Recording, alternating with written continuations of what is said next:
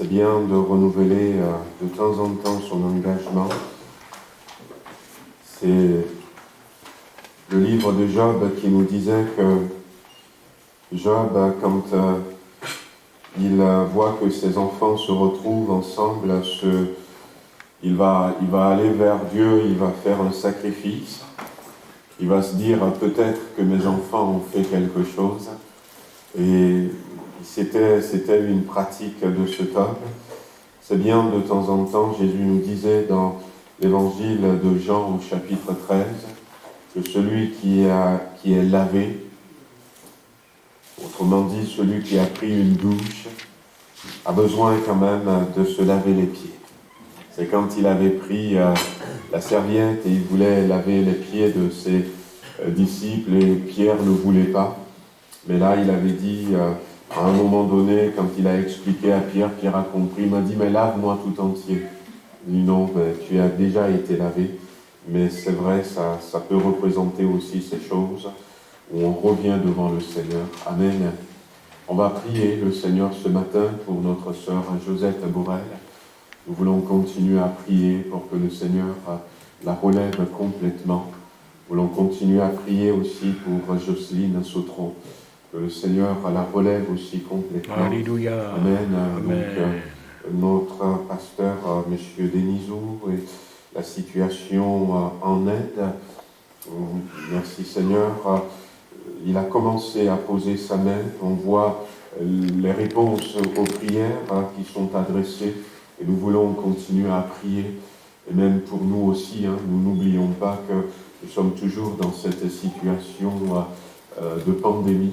Et puis nous voulons aussi ce matin penser à Israël, au peuple d'Israël. Je n'ai pas suivi les nouvelles ce matin, mais je sais que hier il y avait déjà au moins 80 morts du côté des Palestiniens et peut-être un peu moins d'une dizaine de morts du côté israélien.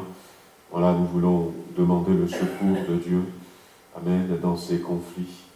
Que le Seigneur pose sa main, que le Seigneur relève. Peut-être ce matin, il y a quelqu'un qui a un besoin. Nous avions chanté le sang de Jésus-Christ ce matin et nous croyons de tout notre cœur qu'au travers de son sang versé, le Seigneur non seulement nous guérit, mais aussi nous restaure. Et il enlève des choses qui doivent être enlevées et le sang nous protège aussi contre le destructeur, contre la destruction. Amen. Le sang apporte cette restauration intérieure dont nous avons besoin. Voilà, que nous puissions élever la voix et puis prier tous ensemble ce matin pour ces quelques cas que j'ai cités. Amen. Seigneur notre Dieu, nous voulons ce matin te remercier de savoir que nous pouvons encore venir devant toi par des louanges, par l'adoration, nous rappeler les bienfaits du sang de Jésus-Christ. Seigneur, qui nous amène aussi à renouveler notre engagement devant toi. Et si quelqu'un, Seigneur, ne l'a pas encore fait, ou si quelqu'un n'a pas très bien compris, nous prions ce matin que le Saint-Esprit agisse au milieu des cœurs, parce que ce que nous voulons, c'est être purifiés, être lavés, Seigneur, être complètement engagés pour toi, et ainsi, Seigneur, continuer à vivre selon les plans et les destinées que tu as établis pour nous, en priant ce matin, Seigneur, nous voulons t'apporter notre sœur Josette, te demandant qu'elle soit visitée dans son lit d'hôpital. Seigneur, que le sang de Jésus-Christ qui parle mieux que le sang d'Abel agit en sa faveur en ce moment. De même que pour Jocelyne, Seigneur, également. Seigneur, nous te demandons d'intervenir dans ces situations compliquées. Ce matin, Seigneur, alors que nous sommes là, il y a des bien-aimés qui sont au milieu de nous, qui ont besoin de ton secours, qui ont besoin de ta main puissante. Je sais que nous sommes dans une matinée, Seigneur, de prière. Nous sommes dans une matinée d'adoration. Et Seigneur, Seigneur, agis au milieu de nous ce matin encore. Viens toucher les cœurs, Seigneur. Alors que nous sommes là, je viens dans le Saint-Lieu, Seigneur, dans le lieu très saint, Seigneur. Je viens devant le trône. Je prends ces bénédictions que tu as préparées, Seigneur, pour ton peuple ce matin. Je le répands maintenant, Seigneur, sur chacun d'entre nous, Seigneur. Répands ces bénédictions, que personne ne sort d'ici sans être touché, Seigneur, et même la personne qui vient pour la première fois, comme nous l'avions entendu, ce n'est pas par hasard. Tu as prévu quelque chose, Seigneur. Nous repoussons tout obstacle ce matin, te demandant, Seigneur, de toucher les cœurs au nom de Jésus-Christ. Nous remettons, Seigneur, la situation en Israël, au Palestine entre tes mains. Étends tes mains, Seigneur, étends tes mains dans le nom de Jésus-Christ. Voulons te prier pour ces personnes qui sont blessées et qui sont à l'hôpital. Te demandons aussi, Seigneur, de consoler les cœurs de ceux qui ont perdu un être cher. Interviens, Seigneur, comme tu sais si bien le faire, comme tu l'as déjà fait à plusieurs reprises. Interviens dans le nom puissant de Jésus-Christ. Merci, Seigneur, pour la situation de l'Inde que tu es en train de solutionner. Nous continuons de prier, Seigneur, afin que non seulement en Inde, mais aussi dans les autres pays, en France, nous puissions réaliser qu'il y a un Dieu qui nous aime, un Dieu qui nous entend mieux que quiconque. Et ce Dieu, c'est Jésus-Christ. Nous voulons entendre le nom de Jésus résonner dans ce grand pays qu'est l'Inde, Seigneur. Se débarrasser, Seigneur, de ces idoles et revenir pleinement à toi. Oh, merci, Seigneur. Béni sois-tu. C'est toi qui nous réponds, c'est toi qui fais au-delà de ce que nous demandons ou pensons, par la puissance de Jésus-Christ qui agit dans nos cœurs. Te remercions ce matin dans le nom puissant de Jésus. Alléluia. Amen. Alléluia. Amen. Gloire à Dieu. Alléluia. Voilà, on va quelques annonces avant d'ouvrir la parole de Dieu. Voilà, vous vous rappelez que nous avions mis cette semaine qui est là devant nous à partir d'aujourd'hui sous un temps de jeûne et prière. Nous voulons, à partir de demain 12h30, on va se retrouver ici et à 19h, il y aura une transmission par Zoom. Et le thème, on avait pris Actes chapitre 1, verset 8, « Vous recevrez une puissance lorsque le Saint-Esprit viendra sur vous et vous serez mes témoins. » Nous voulons tout au long de cette semaine, et déjà ce matin je vais commencer à en parler un peu, nous voulons retrouver le Saint-Esprit. Nous voulons retrouver le Saint-Esprit, l'importance du Saint-Esprit. Nous voulons le retrouver, nous en reparlerons. Le Saint-Esprit est une personne dont nous avons besoin. La Bible nous le dit, et ces derniers temps, ces dernières années, nous voyons que le Saint-Esprit a été mis de côté. J'ai souvent cité cette phrase d'un homme de Dieu américain qui disait que si on enlève le Saint-Esprit de l'Église dans le Nouveau Testament, quand l'Église était née, si on enlevait le Saint-Esprit de l'Église, 97% des activités de l'Église s'arrêteraient. Pourquoi ? Parce que le Saint-Esprit, dans le Nouveau Testament, était derrière au moins 97% des activités de l'Église. Et il disait que si on enlève le Saint-Esprit aujourd'hui de l'Église, et il a dit il y a déjà quelques années, cet homme de Dieu qui est maintenant dans la gloire, ça fait une vingtaine d'années, déjà même plus, qu'il a dit ça, que si on enlevait le Saint-Esprit de l'Église aujourd'hui, 97% des activités de l'Église continueraient, parce que le Saint-Esprit n'est présent que dans certaines églises, même derrière, que 3% des activités.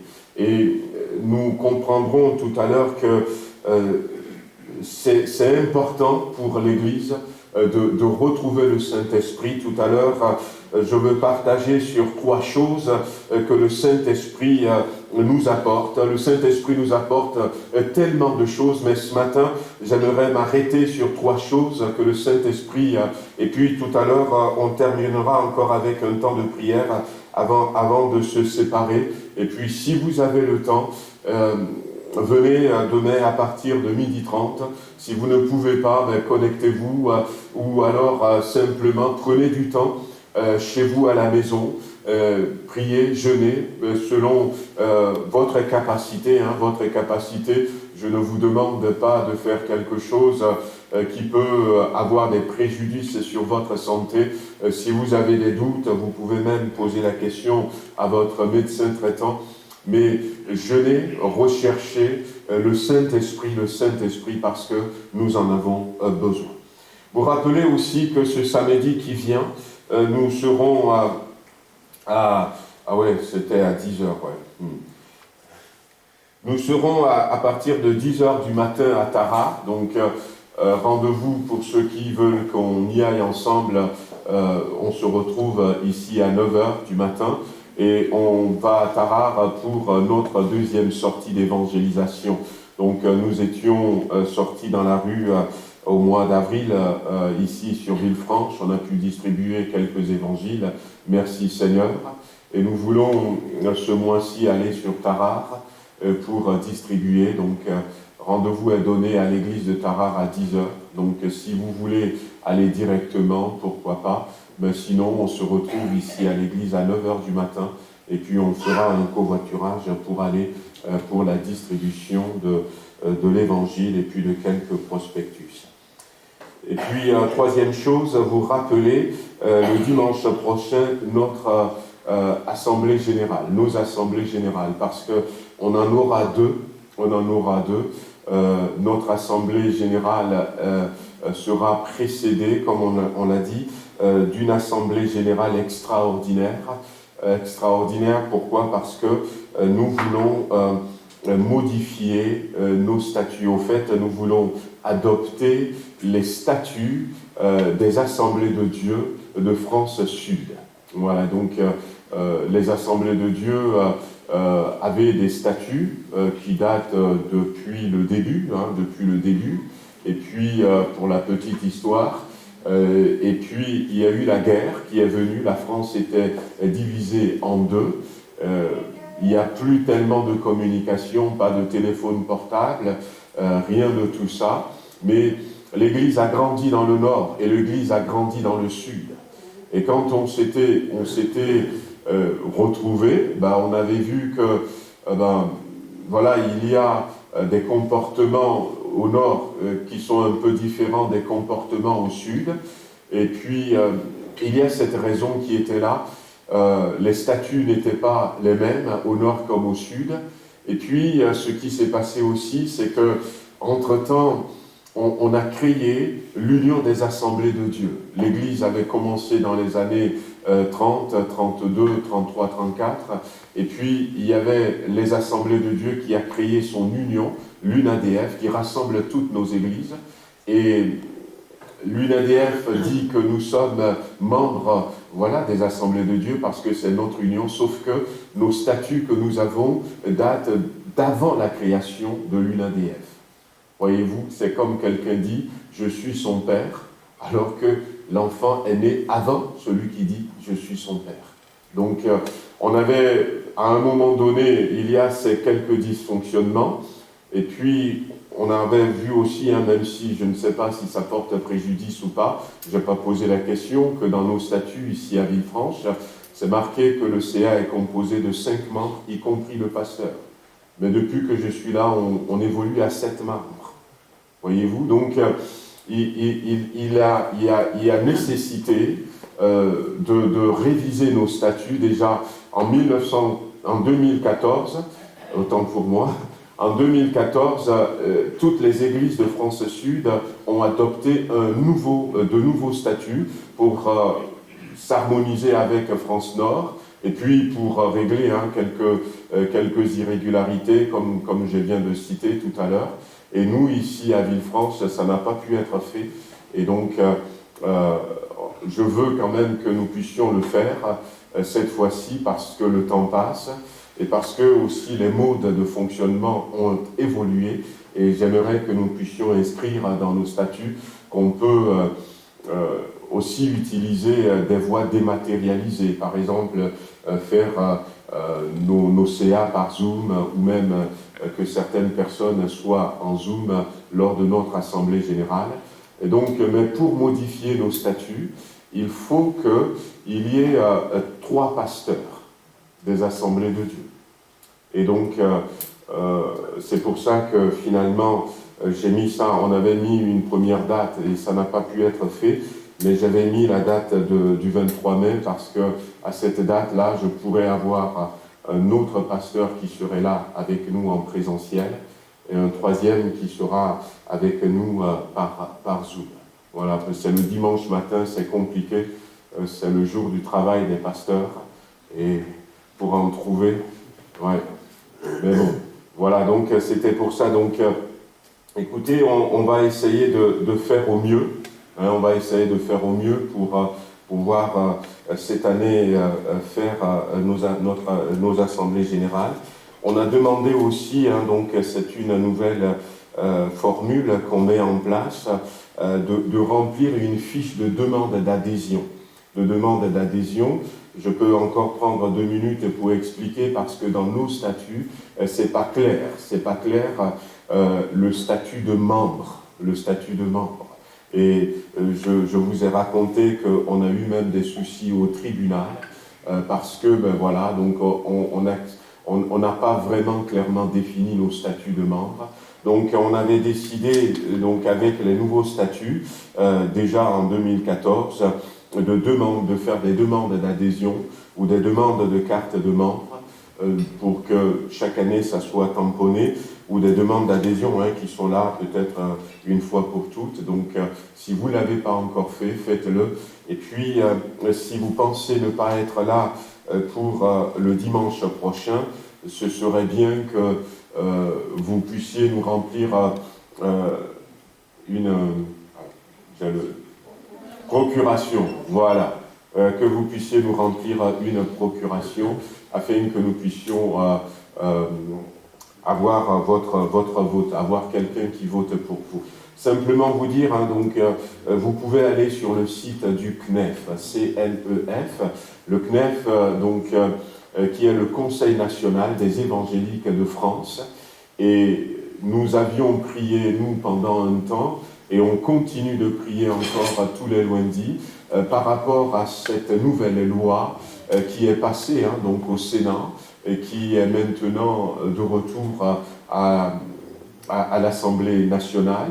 Et nous pensons malheureusement que cette loi va passer. Et le CNEF explique, donne des détails. Moi, j'avais suivi des réunions au Zoom, et cette loi ne vient pas nous faciliter les choses. Cette loi ne vient pas du tout nous faciliter les choses au niveau de nos églises. Nous avons des porte-paroles qui ont essayé d'alerter, de tirer la sonnette auprès des députés et des sénateurs, dont Thierry Le Gall, qui a fait plusieurs allers-retours, mais eh bien, la loi va passer, et cette loi nous invite quand même à faire les choses différemment, pour que, eh bien, nous puissions continuer à exercer en toute liberté. Voilà donc quelques annonces. Voilà, donc je crois que j'ai un peu tout dit. Hein. Est-ce que le culte est à la même heure la semaine prochaine ou est-ce qu'il n'est pas lancé ? Non, c'est à la même heure, ouais. C'est à la même heure, on va, comment l'appelle-t-on, on va écourter le moment de louange un peu, et puis je vais quand même laisser la place donc à un des pasteurs qui sera là avec nous en présentiel pour apporter la parole, et puis je crois que par la grâce de Dieu, à 11h, on pourra commencer. Alors comment est-ce que ça va se passer? Pour vous expliquer un peu, c'est que on va d'abord dans un premier temps avoir l'Assemblée Générale Extraordinaire, hein, donc simplement c'est voter dans un premier temps. Est-ce que vous êtes favorable au changement de nos statuts? Oui et non. Donc je pourrais, mais comme je le fais déjà, je l'ai déjà fait, je le fais déjà, Je pourrais peut-être réexpliquer un peu, c'est ce que je dis maintenant, la nécessité de changer, mais ça se passerait vite. On va vous distribuer un premier bulletin de vote. Est-ce que vous êtes favorable? On déclare ouvert l'Assemblée extraordinaire. Il y a juste une seule question. Et puis rappeler peut-être en 2 minutes la nécessité et faire voter les gens. Et puis après, on clôture et on ouvre derrière notre Assemblée générale ordinaire avec le mot du président, avec le bilan financier. Puis cette année, on aimerait avoir un prévisionnel. Et puis voilà, les projets d'avenir. Et je crois que par la grâce de Dieu, ça ira vite. Voilà, on avait sollicité donc, des frères et sœurs pour rentrer dans le bureau. Donc on a quelques frères, on les soumettra, quelques frères et sœurs, on les soumettra au vote. Et puis je pense que ça serait là. Mais voilà, c'est une association. La France est le pays de l'Union européenne, je l'avais dit, qui compte le plus d'associations dans l'Union européenne. Et l'Union européenne s'étonne de ce qu'il y a autant d'associations en France. Presque la moitié des associations de l'Europe se trouvent en France. Et l'Union européenne est en train aussi de changer les choses pour les associations. Mais malheureusement, pour nous, en France, nous sommes reconnus comme associations. Voilà, nous on est des églises, mais aux yeux de la loi, nous sommes des associations. Et toutes ces églises sont aussi parties gonfler le nombre des associations. Mais donc, en tant qu'association, on doit de faire ces choses et essayons de le faire au mieux. Amen. Par la grâce de Dieu. Voilà, gloire à Dieu. On va prendre quelques minutes pour la parole de Dieu ce matin. Simplement, voilà, donc comme je le disais, on va parler du Saint-Esprit. On va parler du Saint-Esprit.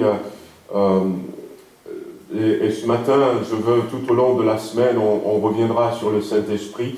Mais ce matin, je veux parler de 3 choses aussi que le Saint-Esprit nous apporte. L'importance du Saint-Esprit dans la vie de l'Église se voit aussi à travers avant et après la Pentecôte. Avant et après la Pentecôte. Voyez-vous, quand on regarde dans la Bible, on voit Jésus-Christ qui est mort, ressuscité. C'est un fait. Et puis, on va voir que les disciples vont continuer d'une certaine manière, mais on se rend compte que avant la Pentecôte, ça a été très très compliqué pour les disciples. Ça a été compliqué pour eux puisqu'il y avait des doutes qui étaient là, il y avait de l'incrédulité qui était là. Jésus était ressuscité, certes, mais Jésus ressuscité ne passait plus la journée avec ses disciples. Je ne sais pas si vous l'avez remarqué, il apparaissait et puis il partait. Voilà, il ne passait plus la journée avec ses disciples. Et ses disciples étaient en quelque sorte perdus. Ils étaient perdus. Vous connaissez dans Luc chapitre 24 les 2 disciples sur le chemin d'Emmaüs. Jésus va leur réexpliquer. Ils étaient dans le flou, dans la confusion totale. Et à un moment donné, la Bible nous dit que les autres ont parlé à Thomas, mais Thomas ne veut pas croire. Il a dit, si moi-même je ne vois pas, mais l'atmosphère qui régnait à ce moment-là, à tel point que Thomas ne croit pas ses collègues, ne croit pas ses camarades et disent, il faut que moi-même je vois. Vous l'aurez compris, c'était pas une bonne atmosphère. Ce n'est pas une atmosphère spirituelle comme on l'aurait pensé.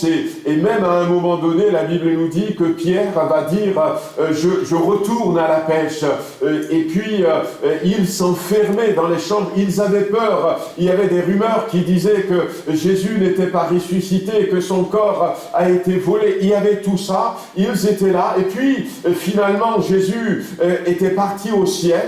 Et quand Jésus était parti au ciel, la Bible nous dit qu'il y avait 120 disciples qui étaient dans la chambre haute. Le nombre 120, ça peut être parlant, c'est vrai, mais c'est quand même un nombre qui a diminué, parce que derrière Jésus, il y avait des foules, il y avait des tas de disciples, et même lorsque dans Jean chapitre 6, certains sont partis, il y en avait beaucoup d'autres qui sont restés, et puis ils se retrouvent simplement à 120. À 120. Et ils ne sortaient pas, il y avait toujours cette peur qui était là, il y avait la crainte qui était là, et du coup, ils étaient là en train de prier, et puis, au milieu de ces découragements, de ces incertitudes, le Saint-Esprit descend. Et là, après la Pentecôte, c'est tout autre chose. C'est tout autre chose. Là, on voit que les disciples vont recevoir un revêtement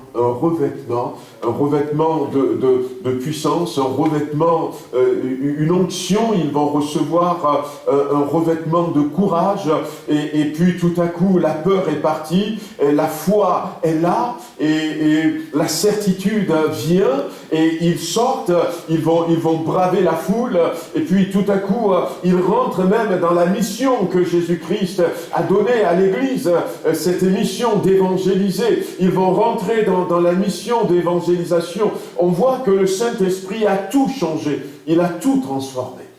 Il a tout changé, tout transformé, et c'est ce qu'il fait encore aujourd'hui. C'est ce qu'il fait encore aujourd'hui, et nous avons besoin du Saint-Esprit. Nous avons véritablement besoin du Saint-Esprit. Nous avons besoin de ce revêtement. Voyez-vous, lorsque la Bible, Jésus-Christ va parler, il va parler de beaucoup de choses que le Saint-Esprit va nous apporter, mais comme je disais rapidement, je veux m'arrêter sur ces trois choses. Le Saint-Esprit qui est notre consolateur, le Saint-Esprit qui nous apporte la conviction du péché, et le Saint-Esprit qui nous apporte aussi la présence de Dieu. La présence de Dieu. Tout au long de la semaine, on reviendra sur les dons spirituels, on parlera aussi des fruits de l'Esprit, on parlera de cela. Mais ce matin, la première des choses que je veux partager avec vous, le Saint-Esprit, le consolateur. Le consolateur. Alors, dans Jean chapitre 14, verset 16, Jésus dit à ses disciples, « Je prierai le Père, et il vous donnera un autre consolateur, afin qu'il demeure éternellement avec vous. » Dans Jean chapitre 14, verset 26, Jésus dira encore, « Mais le consolateur, l'Esprit Saint que le Père enverra en mon nom, vous enseignera toutes choses. » Dans Jean chapitre 15, verset 26, Jésus dit, « Quand sera venu le consolateur, que je vous enverrai de la part du Père, l'Esprit de vérité qui vient du Père, il rendra témoignage de moi. » Et dans Jean chapitre 16, le verset 7, Jésus dira encore, « Il vous est avantageux que je m'en aille, car si je ne m'en vais pas, le consolateur ne viendra pas vers vous. Mais si je m'en vais, je vous l'enverrai. » Et le verset 13 du même chapitre 16, « Quand le consolateur sera venu, l'Esprit de vérité, il vous conduira dans toute la vérité, car il ne parlera pas de lui-même, mais il dira tout ce qu'il aura entendu, et il vous annoncera les choses à venir. » Vous l'aurez compris, dans la bouche de Jésus-Christ, le Saint-Esprit est avant tout un consolateur. À plusieurs reprises, Jésus va utiliser ce mot. Lui-même étant un consolateur, il va parler d'un autre consolateur et il va insister. Vous savez que le Saint-Esprit est une personne, au même titre que Dieu le Père, au même titre que Dieu le Fils. Et Dieu le Père a conçu le plan du salut, le Fils a accompli le plan du salut, et Dieu le Saint-Esprit nous aide à marcher dans le salut. Comprenez que Dieu le Père a joué sa partie, il nous a aimés, il nous aime encore, il a décidé, c'est lui qui a pris la décision de nous sauver, c'est lui qui a pris la décision de nous racheter, parce qu'il nous aimait tellement, et puis c'est lui qui, comme ça nous a été dit dans Genèse chapitre 22, c'est lui qui nous montrait que c'est lui qui était prêt à donner son Fils en sacrifice, pour que nous soyons sauvés.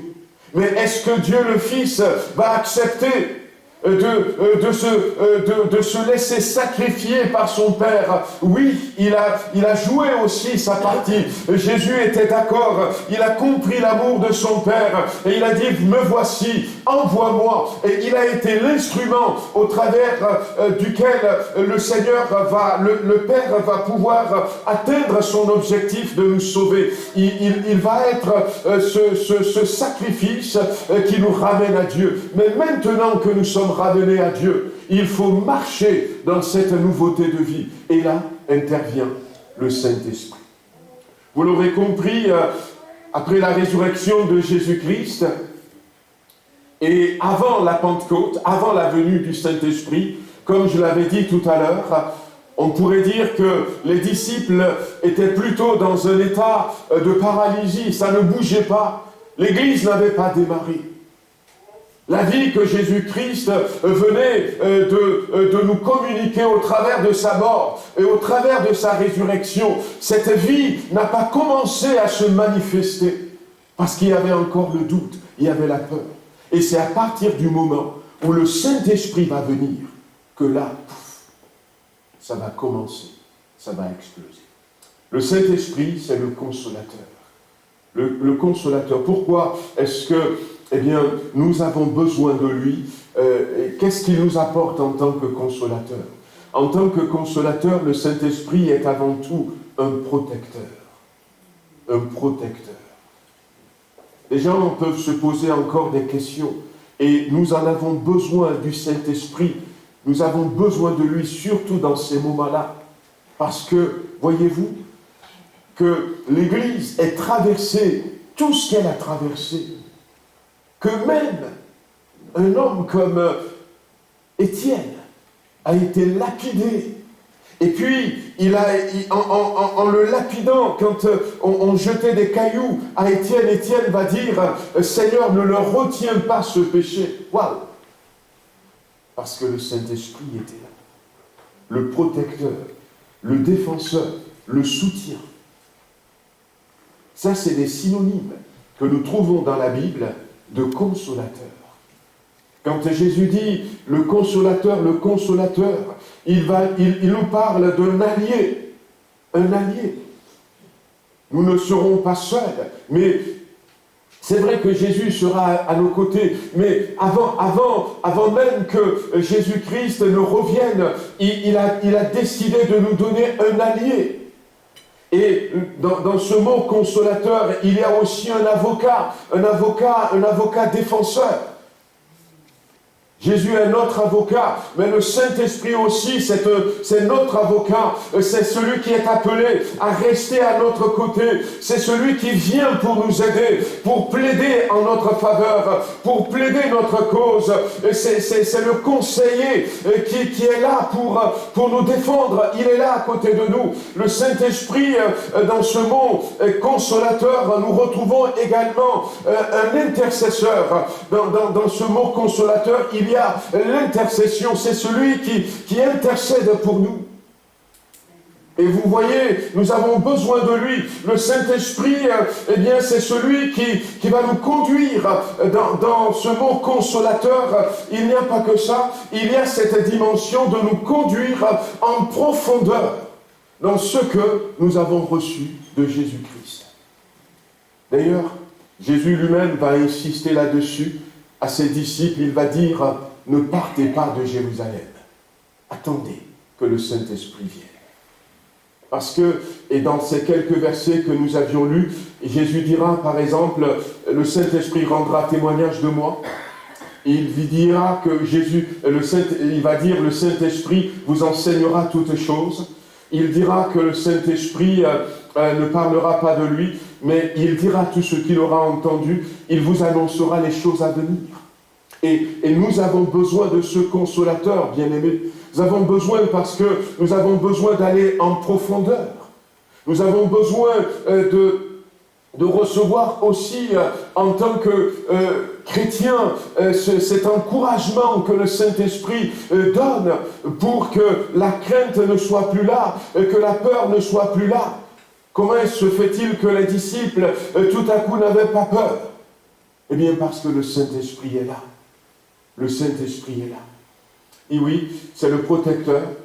Eh bien, celui qui nous amène en profondeur dans la connaissance de la vérité de l'Évangile. L'Évangile nous dit que Jésus-Christ nous sauve. Mais le Saint-Esprit va nous amener beaucoup plus loin dans la vérité de l'Évangile. C'était étonnant, lorsque vous regardez dans Actes chapitre 2, de voir tout à coup Pierre qui prend la parole. Il a perdu la timidité, il a perdu la crainte, la peur. Tout ça est parti. Mais ce qui est aussi étonnant, c'est qu'il va citer Joël. Nous en avions parlé en semaine. Il a cité Joël. Lorsque les gens ne comprenaient pas, les gens disaient, mais qu'est-ce qui est en train de se passer?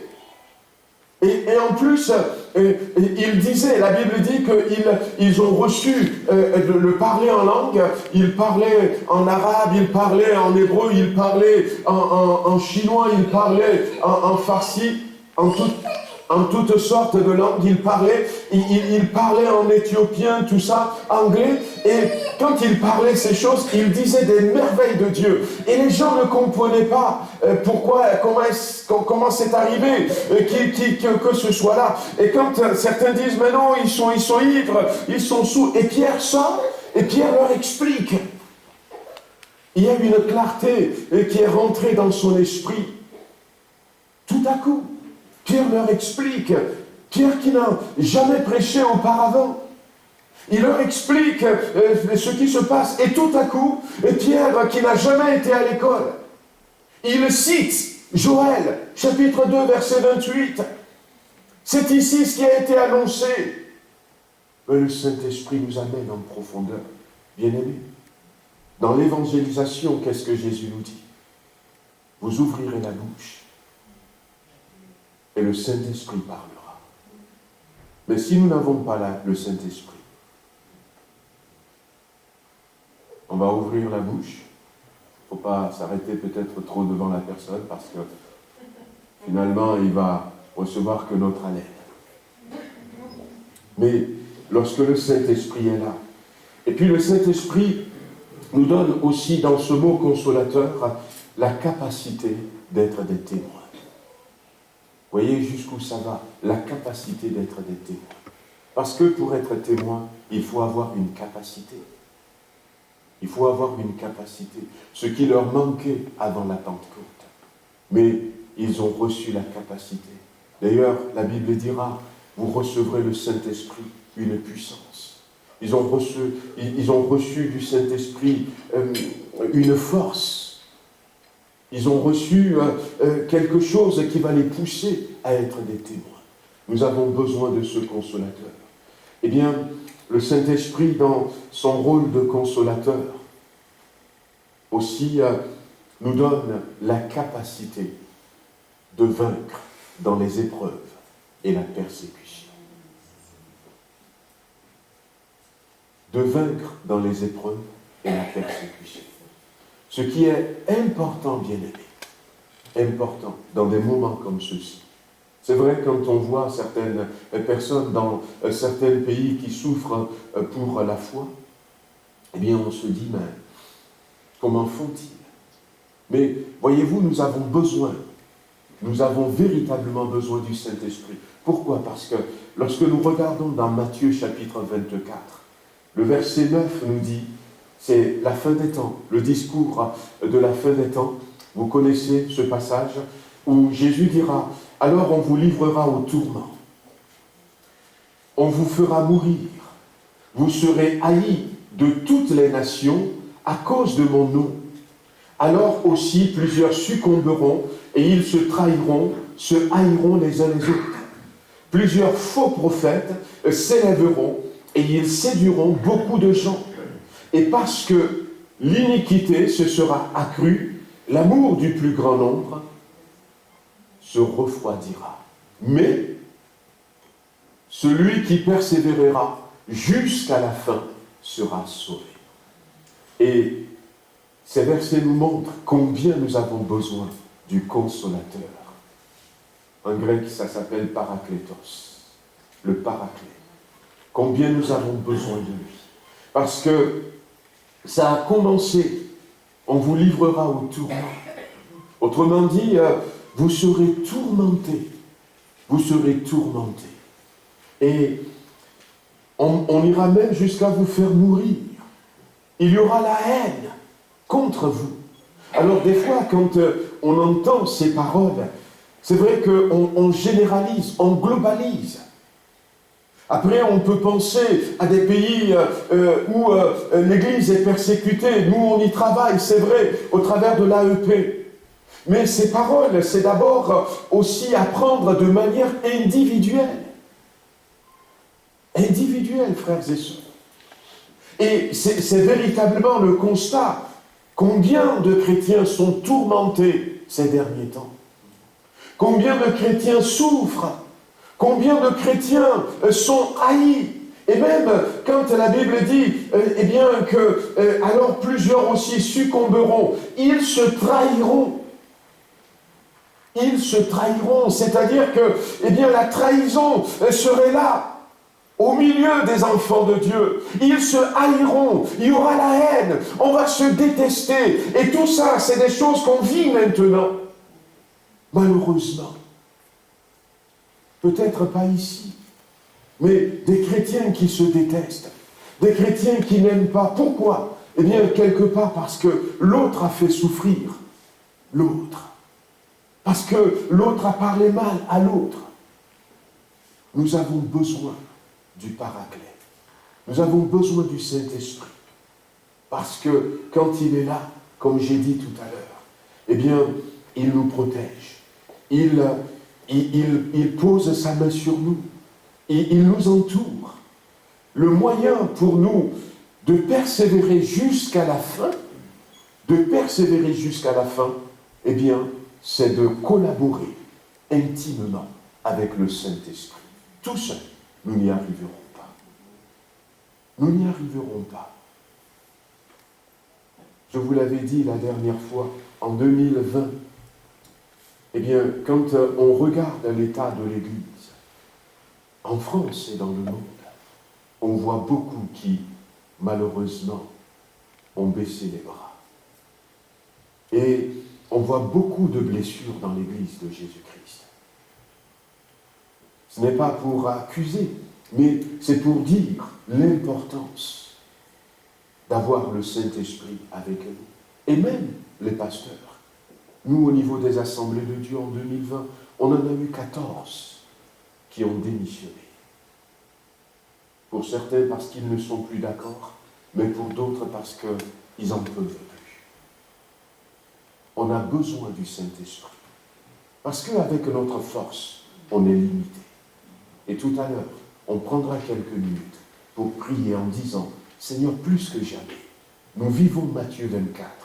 Nous avons besoin du Saint-Esprit. La deuxième chose que le Saint-Esprit nous apporte, je l'avais cité dans Jean chapitre 16, verset 8, et quand il sera venu, il convaincra le monde en ce qui concerne le péché, la justice et le jugement. La présence du Saint-Esprit, voyez-vous, ça va nous aider aussi dans la fin des temps, parce que la Bible dit qu'il va nous maintenir dans la vérité. Et la fin des temps, on parle de beaucoup de faux prophètes. Et on parle aussi du péché qui n'est plus péché. Parce que les choses ont évolué. Les mentalités ont évolué. Il y a des choses qui nous sautent aux yeux, mais il y a des choses qui ne nous sautent pas aux yeux. Je ne veux pas ouvrir une discussion, mais il y a quelques années en arrière, il faut que la femme qui vient dans la maison de Dieu ait un foulard sur la tête. Aujourd'hui, non. Mais est-ce que c'est péché ou pas? Voyez-vous, c'est la question qu'on se pose. C'est pour ça que nous avons besoin de la conviction du Saint-Esprit. Souvent, on s'arrête à des miracles pour dire que le Saint-Esprit est là. Ah, c'est une église remplie du Saint-Esprit parce qu'il y a des miracles. Mais le Saint-Esprit apporte plus que des miracles. D'abord, la conviction du péché. La conviction du péché. Il y a des choses entre nous, pasteurs. Moi, je retrouve avec des collègues pasteurs, et puis je dis, mais dites-moi, comment est-ce que vous ferez? Eh bien, parce que je ne sais pas comment réagir, comment agir dans certaines situations. Et puis des fois on discute, et puis sur certains points, on se rend compte finalement que, eh bien, on peut avoir des suggestions, mais c'est que des suggestions d'hommes. On a besoin du Saint-Esprit. Il y en a un qui dit, ah, j'aurais aimé, si seulement l'apôtre Paul est au milieu de nous, il va trouver la bonne réponse. Mais l'apôtre Paul, eh bien, c'était pas lui, c'est le Saint-Esprit. Voyez-vous? Donc, le Saint-Esprit convainc du péché. Convainc du péché. On vit dans un monde, à l'extérieur, il n'y a plus de péché. Et le monde a évolué de cette manière. Mais nous, pourquoi est-ce que nous avons besoin de conviction de péché et que le Saint-Esprit nous aide à réaliser ce qui c'est qu'un péché? Parce que, voyez-vous, le péché afflige le cœur de Dieu. La Bible dit dans Genèse chapitre 6, à partir du verset 4, 5 et 6, je crois le verset 6, que le cœur de Dieu était affligé. Dans ce chapitre 6, la Bible dit que les hommes, en se multipliant sur la terre, vont se tourner vers le péché. Et leur pensée ne va aller que vers le péché. Et Dieu a regretté d'avoir créé l'homme. Et la Bible dira ce mot, et Dieu se repentit d'avoir fait l'homme, et il fut affligé dans son cœur. Le péché afflige le cœur de Dieu. Et je ne veux pas me dire pasteur, bien habillé et tout, mais que quelque part derrière, j'ai des attitudes, des comportements qui affligent le cœur de mon Dieu. C'est pour ça que nous avons besoin de cet élément, du Saint-Esprit. Prier, dire, j'ai besoin du consolateur parce que les temps sont difficiles. Et je veux réussir à pardonner facilement, je veux réussir à faire face à la haine, au mépris facilement, je veux me tenir debout malgré les vents contraires, mais j'ai besoin aussi du Saint-Esprit en tant que celui qui apporte la conviction, parce que je veux que tu regardes si je suis sur une mauvaise voie et que tu m'alertes. Le Saint-Esprit, il n'y a que lui qui peut le faire. La Bible nous dit que le péché, lorsque Jésus va rencontrer Saul de Tarse, qu'est-ce qu'il va lui dire? Saul, Saul, pourquoi me persécutes-tu? Alors lui, il est dans le péché, et il croyait faire du mal aux hommes, mais il ne savait pas, et c'est Jésus qui a dit, quelque part, si on traduit ce verset, c'est à moi que tu fais du mal. Et sans le savoir, le péché, c'est faire du mal à Jésus-Christ. C'est faire du mal à Jésus-Christ. Péché, c'est aussi pousser ceux qui ne sont pas chrétiens à se moquer de Dieu. À se moquer de Dieu. Dans Romains chapitre 2, verset 24, l'apôtre Paul dira, « Le nom de Dieu est à cause de vous blasphémé parmi les païens. » Comme cela est écrit, à cause de vous, le nom de Dieu est déshonoré et haï parmi les nations. À cause des comportements de péché. Et vous comprenez, vous savez, donc dans Romains chapitre 1, chapitre 2, l'apôtre Paul va revenir sur tous ces péchés. Et le péché, c'est quelque chose que je veux éviter parce que, eh bien, je ne veux pas affliger le cœur de Dieu. Je ne veux pas faire du mal à Jésus. Je ne veux pas aussi pousser les gens à se moquer de mon Dieu. Mais la Bible ira jusqu'à dire que dans Hébreux chapitre 4, Hébreux chapitre 6, à partir du verset 4, que ceux qui ont été éclairés une fois, vous pouvez peut-être prendre ce verset, ceux qui ont été éclairés une fois et qui sont retombés, eh bien, ne peuvent plus, voilà, qui ont goûté au don céleste, qui ont eu part au Saint-Esprit, on va lire la suite, et qui sont tombés, voilà, qui ont goûté à la bonne parole de Dieu et à la puissance, et qui sont tombés, soient encore renouvelés et amenés à la repentance, puisqu'ils crucifient pour leur part le Fils de Dieu et l'exposent à l'ignominie. Péché, c'est crucifier à nouveau Jésus-Christ. C'est exposer Jésus-Christ à l'ignominie, à la honte.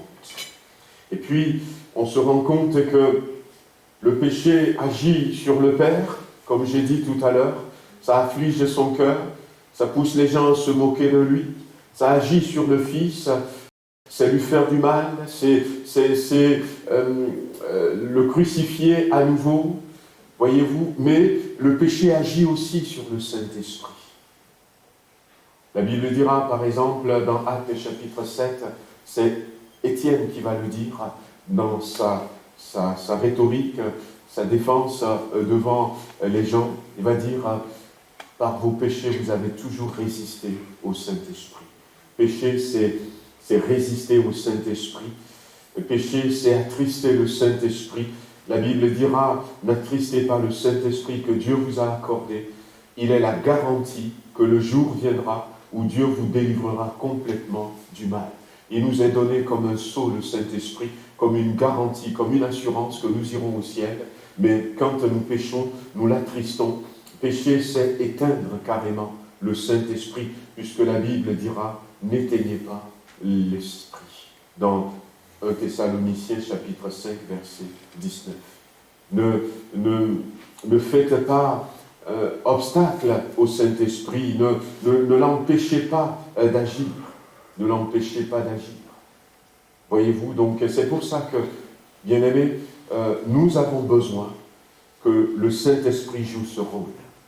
Avant de dire, eh bien, moi je veux voir des miracles pour savoir que le Saint-Esprit est au milieu de nous, eh bien, je veux savoir si je suis sur une bonne voie, sur la bonne voie.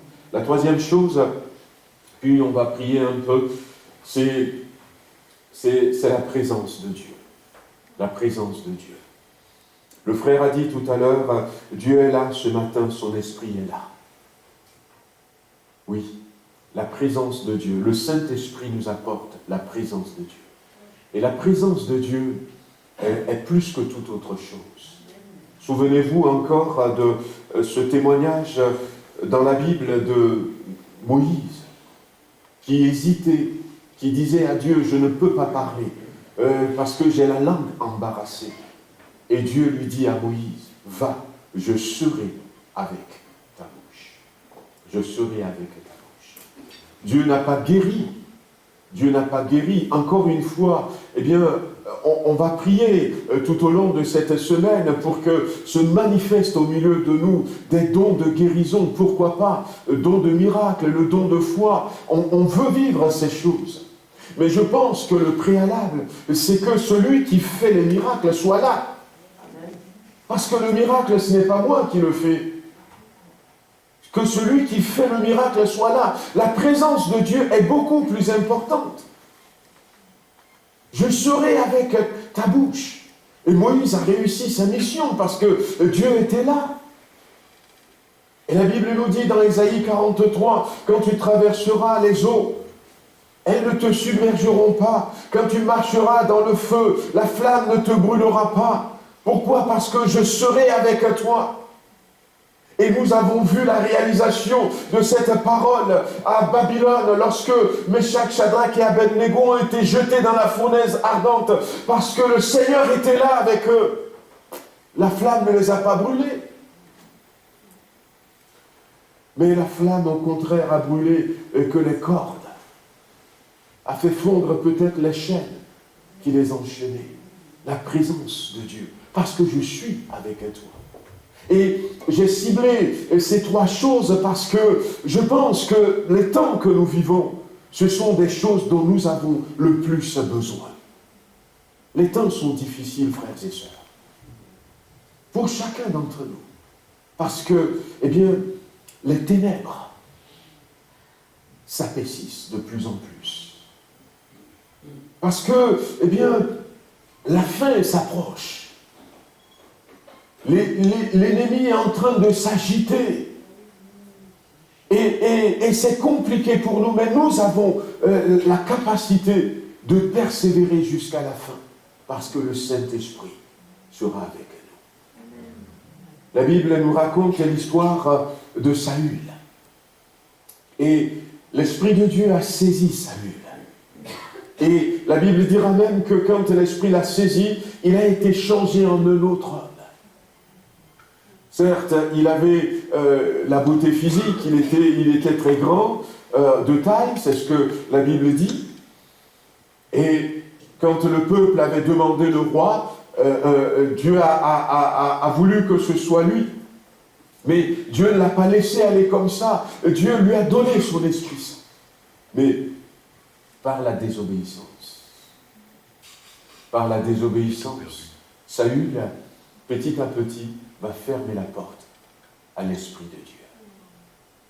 Et quand l'Esprit de Dieu n'est plus là, eh bien, Dieu n'est pas là.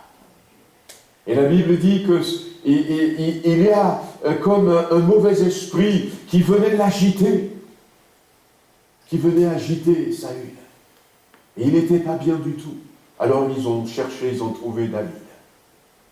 Alors c'est le plan de Dieu pour que ce garçon puisse apprendre la royauté, puisqu'il sera le prochain roi. Mais on a trouvé David, et David vient avec sa harpe, et puis David adore Dieu.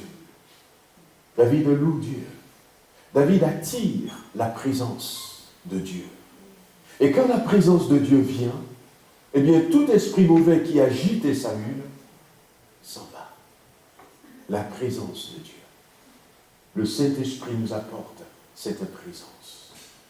Et tant que lui sera notre partenaire, notre allié, tant qu'il sera notre bras droit sur lequel nous pouvons nous appuyer,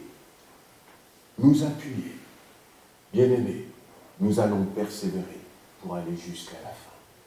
Ce pourquoi Jésus-Christ nous a sauvés est sur le point de s'accomplir. Oui, le ciel, les ténèbres s'épaississent, mais le ciel se rapproche aussi. Le ciel se rapproche aussi. Et d'ailleurs, comme j'avais dit la dernière fois, c'est parce que le ciel se rapproche que les ténèbres s'épaississent. Pourquoi ? Parce que, souvenez-vous de ce que je vous avais dit, la Bible dit, il y a 3 ciels. Il y a 3 ciels. Donc, nous avons notre ciel à nous, nous avons le 2e ciel, et nous avons le 3e ciel. Et comme le 2e ciel est coincé entre le 1er et le 3e, plus le 3e ciel s'approche de nous, plus il pousse vers nous le 2e ciel. Ouais, si les ténèbres s'épaississent, c'est parce que le ciel se rapproche de nous. Alléluia. Mais avec le Saint-Esprit, nous allons pouvoir résister. Il y a certaines personnes qui ont dit ceci, eh bien, Dieu ne nous a pas promis une vie chrétienne sans difficulté, mais Dieu nous a promis d'être à notre côté au milieu des difficultés. Au milieu des difficultés. Et si nous ne savons pas compter sur lui, si nous n'arrivons pas à compter sur lui, si nous n'arrivons pas à nous appuyer sur lui pendant la difficulté, eh bien à ce moment-là, nous allons peut-être avoir beaucoup de mal. Mais si nous comptons sur lui, si nous nous appuyons sur lui, il va nous aider. Voilà, donc, tout à l'heure, en sortant, n'oubliez pas les offrandes.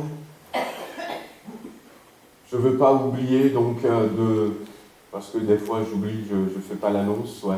Donc, le tronc est derrière, hein, donc j'espère que les choses vont se normaliser. Je vous enverrai aussi peut-être un message vocal pour la semaine prochaine. J'avais entendu dire qu'au niveau des églises, ils allégeraient un peu les normes, qu'au lieu de mettre 2 chaises entre 2 familles ou 2 personnes, il faut mettre qu'une seule chaise. Si c'est le cas, ça nous permettrait déjà, et ce serait bien pour l'Assemblée Générale, d'avoir un peu plus de monde. Mais bon, je vais avoir la confirmation et puis je vous enverrai un message donc, par rapport à ça.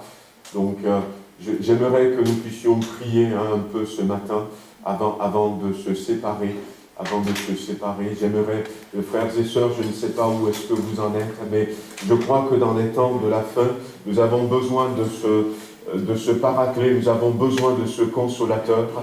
Bien-aimés, des fois, il y a des choses qui peuvent nous faire du mal, et l'ennemi va toujours chercher à nous faire du mal, mais le Saint-Esprit sera là pour nous aider, et nous avons besoin de lui pour rester fermes, pour ne pas faiblir dans l'amour. Malgré les complications, malgré les difficultés. Alors nous voulons prier ce matin, Saint-Esprit, je veux que tu sois là dans ma vie, que tu viennes prendre la place qui est la sienne, comme consolateur.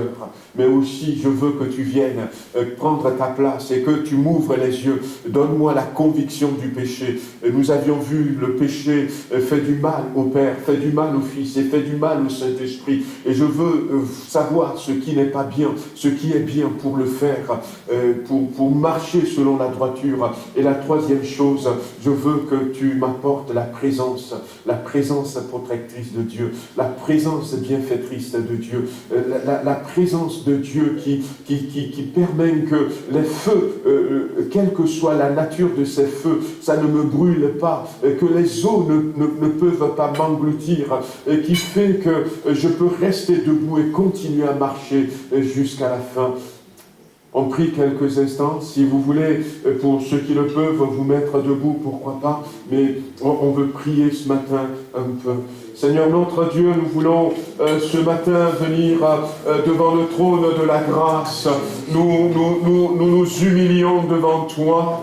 Nous disons toujours, Seigneur, que ta présence est là au milieu de nous, et c'est vrai, parce que tu l'as promis. Mais au travers de ton Esprit Saint, Seigneur, ta présence veut être beaucoup plus manifeste pour chacun d'entre nous. Le Saint-Esprit nous fait ressentir véritablement ta présence lorsque nous sommes dans la rue, lorsque nous sommes assis au bureau, lorsque nous décidons de prendre une décision. Nous réalisons concrètement qu'il y a quelqu'un qui est là à côté de nous, il y a quelqu'un qui est là, et c'est toi, Seigneur, et c'est ce que nous voulons vivre maintenant. Nous sommes dans cette période où nous allons nous souvenir de la Pentecôte. La Pentecôte, c'est plus qu'une fête, Seigneur, c'est une réalité pour nous, c'est la vérité de l'Évangile qui se matérialise à nos yeux dans notre vie de chaque jour.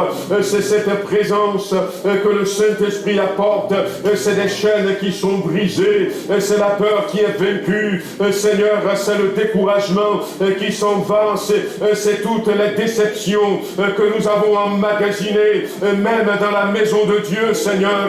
Ce sont ces blessures que nous avons reçues dans notre cœur qui sont guéries. Seigneur, c'est la bravoure qui prend la place. Nous voulons, Seigneur, que tu nous visites cette semaine à partir de maintenant, que le Saint-Esprit, Seigneur, descende, que le Saint-Esprit, Seigneur, nous recouvre, qu'il y ait ce revêtement spirituel, ce revêtement du Saint-Esprit. Seigneur, pardonne-nous d'avoir mis de côté le Saint-Esprit. Pardonne-nous, Seigneur, nous avions grandi, nous avions évolué comme ça, mais maintenant nous réalisons combien nous avons besoin de ce consolateur, combien de cœurs sont meurtris en ce moment, Seigneur, et qui ont besoin d'être consolés, combien de personnes, Seigneur, de frères et de sœurs ont besoin, Seigneur, d'être serrés dans les bras du Saint-Esprit, d'être serrés sur ton cœur. Oui, Seigneur, tu veux guérir les cœurs brisés, tu veux penser les blessures intérieures, tu veux nettoyer les cœurs de l'amertume. Tu veux les nettoyer, Seigneur, de toutes ces choses qui font du mal. Dans le nom de Jésus-Christ, nous prions ce midi pour un revêtement spirituel. Un revêtement spirituel. Que le Saint-Esprit à nouveau descende sur nous, Seigneur notre Dieu. Entraîne-nous dans la conviction du péché. C'est ce que nous voulons. Nous voulons, Seigneur, que tu nous ouvres les yeux. Que tu nous ouvres les yeux, Seigneur. Que tu nous ouvres les yeux. Que tu nous ouvres les yeux. Oui, Seigneur, tu vois là où nous en sommes. Là où nous en sommes, Seigneur. Nous avons besoin de ton Esprit Saint. Pour nous dire, effectivement, j'ai cité quelques exemples. Qu'est-ce qui est péché, qu'est-ce qui n'est pas péché. Seigneur, nous avons besoin d'être éclairés, chacun pour sa part. Il y a des choses qui nous sautent aux yeux, mais il y a des choses, Seigneur, que nous n'arrivons pas à bien définir. Et nous avons besoin de toi. Et ce midi, Seigneur, ton Église a besoin de toi pour avancer, pour aller de l'avant, pour être purifié. Oh Seigneur, notre Dieu, visite-nous. Visite-nous dans le nom de Jésus-Christ. Visite-nous, Seigneur. Visite-nous, Seigneur, ce midi. Visite-nous, Seigneur. Visite-nous. Nous voulons être équipés de ton Esprit Saint. Nous voulons, Seigneur, maintenant sortir de ce lieu en ayant réconcilié avec le Saint-Esprit, Seigneur. En comprenant, Seigneur, que tu nous l'as donné. Et nous voulons, Seigneur, qu'il soit là dans notre vie. Qu'il nous accompagne. Qu'il nous éclaire, Seigneur. Qu'il nous aide. Alléluia. Alléluia, Seigneur. Qu'il nous montre combien nous avons besoin de Jésus. Qu'il nous montre ce que nous devons corriger dans notre vie. Seigneur, que nous devons corriger dans nos comportements. Des fois, nous le disons, Seigneur, autour de nous, on dit à un frère, à une sœur. Des fois, Seigneur, nous prions, mais ce matin, alors que nous sommes là, Seigneur, ouvre les yeux de nos cœurs, afin que nous puissions voir de nous-mêmes. Alléluia. Puissance de Dieu. Puissance de Dieu. Que le Saint-Esprit descende, Seigneur. Oh, puissance de descende Dieu. sur nous. Que le Saint-Esprit descende sur quelqu'un au milieu de nous. Alléluia. Amen, amen. Alléluia, Seigneur. Étends tes mains, Seigneur. Étends tes mains. Oh, you shine, please call the Oui, nous voulons, Seigneur. Voulons, Seigneur, entrer dans cette dimension. Puissance de Dieu. Amen, alléluia. Merci, Seigneur. Béni sois-tu. Louange et gloire à ton Seigneur. Amen, amen. Padre Santo, Spirito Santo, cosa sei?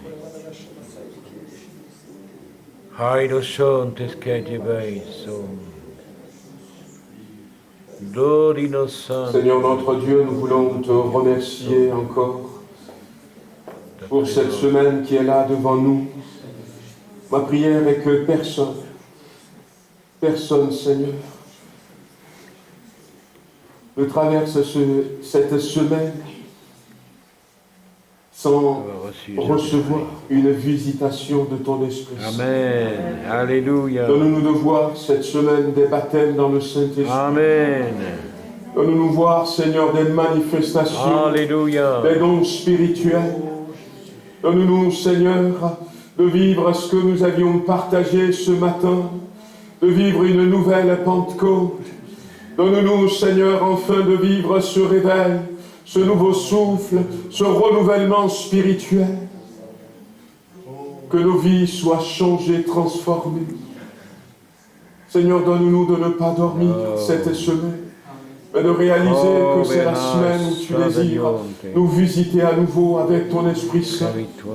Il y a au milieu de nous des personnes qui vont se lever comme Philippe l'évangéliste, comme Procor Nicanor, comme Étienne Parménas, comme Pierre, Seigneur, avec la connaissance des choses qui sont mais qu'ils n'ont pas apprises et qui leur sont communiquées. Des gens qui doivent se lever comme Simon, le prophète, comme Silas, comme Niger, comme Paul, comme Barnabas. Des gens qui vont se lever comme Marc, l'évangéliste, comme Jacques, le frère de Jésus-Christ. Des gens, Seigneur, sur qui tu comptes pour traverser ces moments de tempête et amener le plus grand nombre dans le royaume de Dieu. Visite-nous, Seigneur. Visite-nous cette semaine. Que personne, Seigneur, ne traverse cette semaine les bras croisés, mais dans notre cœur le désir de rechercher la plénitude du Saint-Esprit et que nous soyons visités, que ce soit les 12h30 lorsque nous nous retrouvons ici, que ce soit à 19h quand nous allons nous retrouver en ligne, et que ce soit tout seul à la maison. Manifeste ta gloire dans le nom de Jésus-Christ. Alléluia. Alléluia. Amen. Vous avez encore 2 minutes, je vais demander à Chantal, parce que j'ai oublié encore, mais Chantal, si tu veux venir donner... je devais t'appeler avant, mais je cherchais un micro pour toi.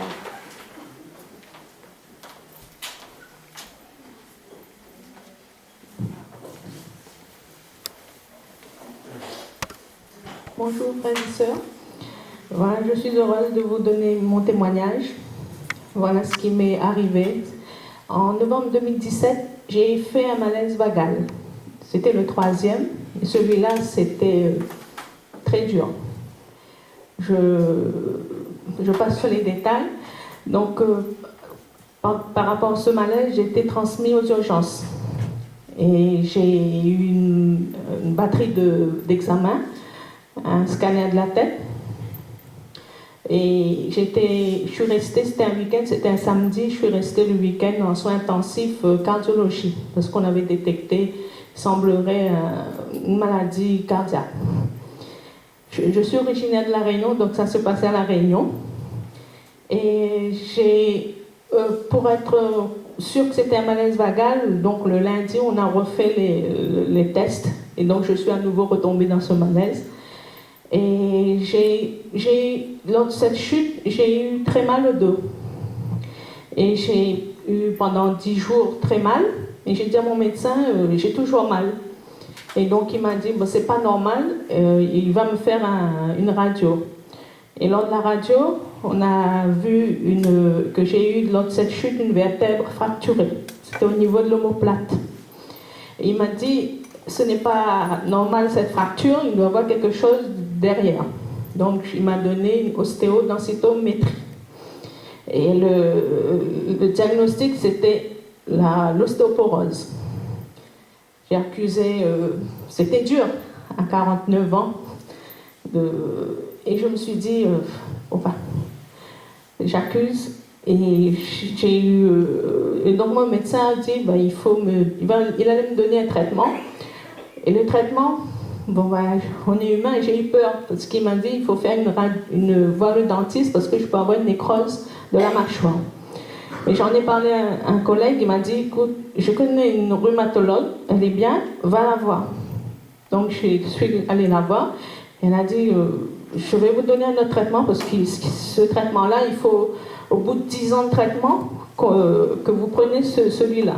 Donc elle m'a donné un traitement, un autre, et j'ai été voir mon médecin pour lui dire, c'est ce traitement que je veux prendre.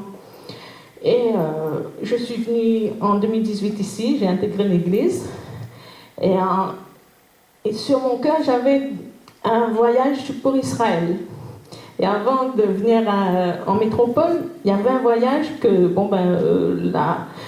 mon ancien employeur, le comité d'entreprise, faisait ce voyage en Israël. J'ai dit, ça me passe à côté. Et j'ai dit, j'arrive à l'assemblée, le pasteur propose le voyage en octobre. J'ai dit, Seigneur, ce voyage, c'est comme sur un plateau. Je dis, je veux partir. Mais entre-temps, je me suis mariée et j'ai dit, ben, on devait repartir à La Réunion en octobre pour faire le repas pour la famille. Et j'ai dit, mais le voyage, et donc j'ai dit, Seigneur, montre-moi. Et donc il m'a montré, j'ai dit, c'est en Israël que je pars. Je suis partie en Israël. Et pendant ce voyage, nous étions dans la cité de David. Et à un moment donné, on repart, je lève la tête. C'est une vision. Au travers d'un nuage, je vois une belle colonne vertébrale. Je dis, Seigneur, c'est ma colonne. Elle est belle. Bon, après, je dis, Seigneur, je prends ça pour moi. Et je dis, et puis, ben, en décembre, ma mère est gravement malade, on part à La Réunion. Et voilà que je dois rester par rapport à son opération. Et en février, une nuit, je dis, Seigneur, je ne prends plus ce traitement. Alors que j'avais amené la quantité pour pouvoir prendre tout ce traitement. Je dis, je ne prends pas parce que, au travers de ce cliché, tu vas montrer quelque chose. Et donc, au bout de 3 ans de traitement, on doit faire le contrôle. Donc, j'ai fait ce contrôle à Villefranche. Et j'ai dit, Seigneur, ben, je verrai. Et je fais l'ostéodensitométrie. Et la rhumatologue, elle compare les 2 clichés. Et elle me dit, bah, pour moi, c'est bon. Il n'y a plus de traitement, madame. On fera un contrôle dans 2 ans. Amen. Mais continuez à avoir une alimentation pour ces os. Et je dis, Seigneur, tu es grand et puissant. Et je suis heureuse de donner ce témoignage parce que Alléluia. Si on ne parle pas, les gens ne sauront pas la puissance, l'amour et la gloire de Dieu. Et je dis, Dieu est merveilleux et Dieu est grand et je lui donne toute la gloire. Alléluia.